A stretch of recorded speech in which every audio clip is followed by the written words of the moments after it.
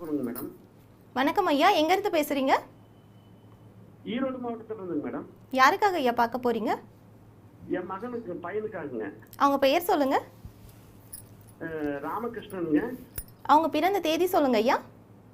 22/7 22/7/2010ங்க. 2010. பிறந்த நேரம் மாலை 4:52 4:52 PM. பிறந்த இடம் ஐயா? ஈரோடுங்க. பிறந்தது ஈரோடு. ராசி நட்சத்திரம் சொல்லுங்க ஐயா. தனுசு லக்னங்க, விருச்சிக ராசிங்க. என்ன கேள்வி கேட்கணும் ஐயா? படிப்பு, வேலை, ஆயுள் சந்திர திசையில இருக்காங்க. அது வந்து என்னது ஆயுள் சந்திர திசையில இருக்காதா? படிப்பு என்ன வேலைக்கு போகலாம்? என்னங்க சொன்னீங்க? இப்போ ஒரு வார்த்தை சொன்னீங்களே, உங்க ஊர்ல ஜோசியம் கேட்க போனாலே ஏதாவது சொல்லிடுவாங்களேங்க. ஆமாங்க குருஜி. வணக்கம் குருஜி. சீடன் குருஜி. நல்லா இருப்பீங்க, நல்லா இருப்பீங்க. ஈரோட்ல பேசுறீங்களா? என்னங்க குருஜி? ஈரோட்ல இருந்து பேசுறீங்களா? ஆமாங்க குருஜி. சந்திர திசையில ஆயுள் இருக்காதுன்னு சொல்லிட்டாங்களா 40 வயசுலயா? இல்ல இப்ப ஏதோ சொன்னீங்களே, சொல்லுங்க குருஜி. படிப்பு, கவர்மெண்ட் வேலையில தனியார் தொழில்கள் பண்ணுவானா? சரி. சந்திர தசையில ஆயுள் பிரச்சனைன்னு சொல்லிருக்காங்க குருஜி. சந்திர திசையில 40 வயசுல ஆயுள் பிரச்சனைன்னு சொன்னவருக்கு ஜோசியம் தெரியாதுங்க.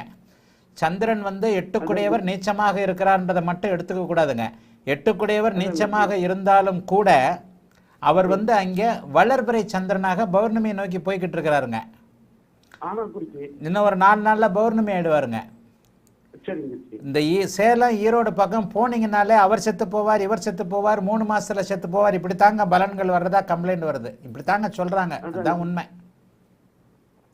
ஏங்க உங்க பையனுக்கு 8 வயசு ஆகையிலே அப்பா இறந்துருவாருன்னு சொன்னாங்க. உயிரை பிடிச்சிட்டு காலை தொட்டிட்டு இருந்தோம் குருஜி. பையனுக்கு 8 வயசுனா இப்ப 15 வயசு ஆயிடுச்சாங்க. ஆயிடுச்சு. சின்ன வயசுலயே இருந்துச்சு குருஜி. ஆயுள் செத்து போயிடுவோம். நீங்க பையனுக்கு 8 வயசு ஆகலன்னு சொன்னாங்க குருஜி. கடவுளே, எப்படி தாங்க. ஏங்க 8 வயசுல போய் அதே ஜோசியத்தை கேட்க வேண்டியதானங்க. எப்ப 8 வயசுல நான் செத்து போவேன்னு சொன்னேன், நான் 15 வயசாக போகுது பிள்ளைக்கு நான் என்ன இருக்கிறேன்னு கேட்க வேண்டியதானங்க. அவர் இறந்துட்டாரு குருஜி. ஐயோ கடவுளே, ஜோசியர் இறந்துட்டாரா? இப்படித்தான் நிலைமை இருக்கு. அப்பா உண்மையை சொல்றேங்க. இந்த ஈரோடு மேற்கு மாவட்டங்கள்ல எங்க போனாலும் நீ செத்து போவ, நீ சொத்து போவேன்னு வாய்க்கு வர்றதெல்லாம் செத்து போற வார்த்தைகளா தான் இருக்கு. ஏங்க இந்த ஜோதிடம்ன்றது ஒரு கணிதம்ங்க, ஒரு நீட்டான கணிதம். 8ஆம் அதிபதி நீச்சமானாலே செத்து போயிடுவாரு அப்படின்றதுலாம் எந்த இடத்துலையும் இல்லைங்க. இங்க 8ஆம் அதிபதி நீச்சமானாலும் குருவின் பார்வையில் இருக்கிறார். குருவின் பார்வையில 8ஆம் இடமும் இருக்கு. 8ஆம் காரகனாகிய சனியும் அப்படியே குருவின் பார்வையில் இருக்க இந்த பையனுக்கு 80 வயசு வரைக்கும் கட்டையில் அடிச்சாலும் சாவு வராதுங்க. ரொம்ப கஷ்டமா இருக்கு கேட்டேன் குருஜி. உங்களுக்கு 8 வயசுல அப்பா செத்து போவார்னு சொல்ற மாதிரி தான் சூரியனை குரு பார்த்த ஜாதகத்துல அப்பா யாருன்னா சாவாங்களாங்க? என்ன ஜோசியம் போங்க. எங்க அந்த பையனுக்கு அரசு வேலை கிடைக்குங்க. சூரியனும் சுபத்துவம், சிம்மமும் சுபத்துவம். சூரியன் வலுவாக இருக்கிறார், சிம்மமும் வலுவாக இருக்கிறது. இந்த அமைப்புல சுக்கிரபக்தி, சூரியபக்தி சுக்கிரபக்தி இப்ப நடக்குது. சுக்கிரதசை நடக்குது. இன்னும் இப்போ வயசு 14 வயசு தான். சுக்கிரதசை பிற்பகுதியே கொஞ்சம் யோகம் செய்யக்கூடிய அமைப்பு தான். சுக்கிரன் பாக்கியத்துல 9ஆம் இடத்துல இருக்கிறதுனால நல்ல அமைப்பு. அரசு வேலை அமைப்புல இந்த பையனுக்கே ஆர்வம் வருங்க.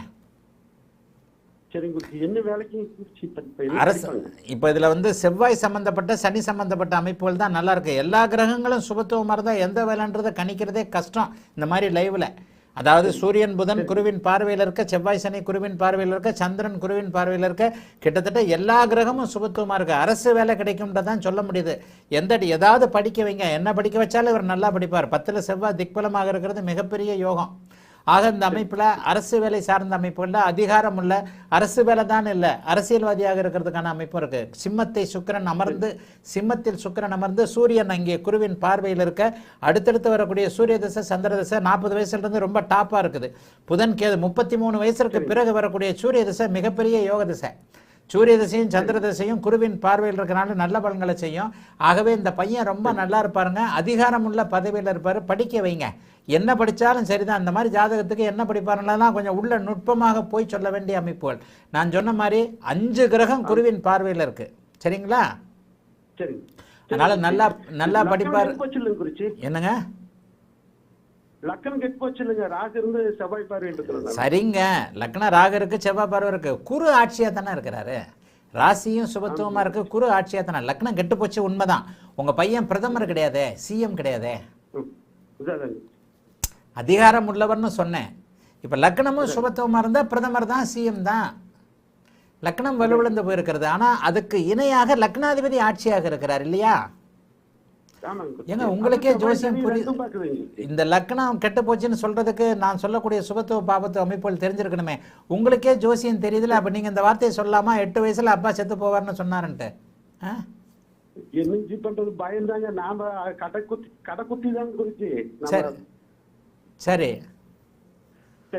இந்த இடத்துல அதிகாரம் கிடைக்கக்கூடிய நல்ல அமைப்புல அரசு பதவி, அரசு அமைப்புகள், அரசியல் போன்ற அமைப்புகள்ல உங்க பையன் கரெக்டா 33 வயசுக்கு பிறகு சூரிய திசையிலே வந்துருவாரு.